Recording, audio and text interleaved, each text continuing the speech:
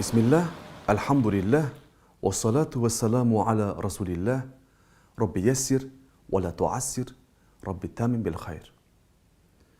Науқас адамның оразасына келер болсақ, Алла тағала құлдарына тек күш жететін нәрселерін ғана міндеттейді. Өйткені ұлы жаратушы иеміз бізге ауырлық емес, жеңілдік қалайды. Сондықтан Алла ауырған адамға ораза тұтпауына рұқсат берген. Бұл жайында Құран кәрімде Бақара сүресі 286 аятында Рамазан айы туған көрсеңіздер, ауыз бекітіп ораза ұстаңыздар. Ал кімде-кім сырқаттанса немесе жолға шықса, басқа күндері қаза етсін.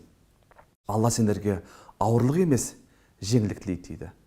Тағы бір аятта Бақара сүресі 185 аятында өз-өздеріңді қауіп-қатерге итермелемеңдер дейді.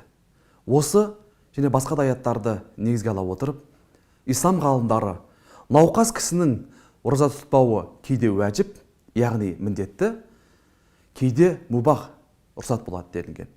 Егер науқас кісінің ораза ұстауы өлімге алып келер болса, бұл адамның ораза ұстамауы уәжіп, яғни міндетті. Ал егер ауыз бекітуі сырқатын арттырар болса, немесе жазылуын баяулатар болса, бұл жағдайда ораза ұстамауына рұқсат делінген.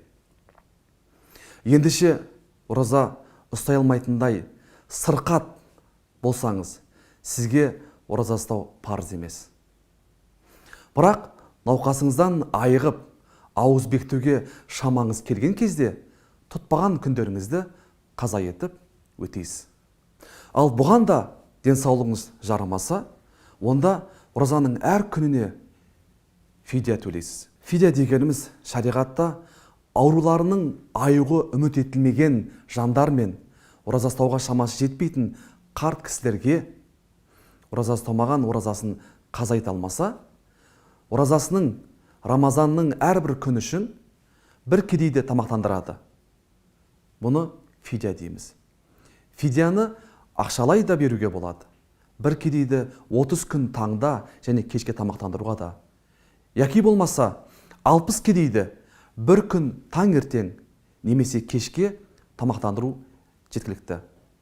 Ал егерде шамасы фидия беруге жетпесе, Алладан кешірім тілейді. Алла тағала баршамыздың ұстаған оразамызды қабыл етсін. Рамазан айы мүбарак болсын. Ва ахир дауана анил хамдулиллахи раббил аламин.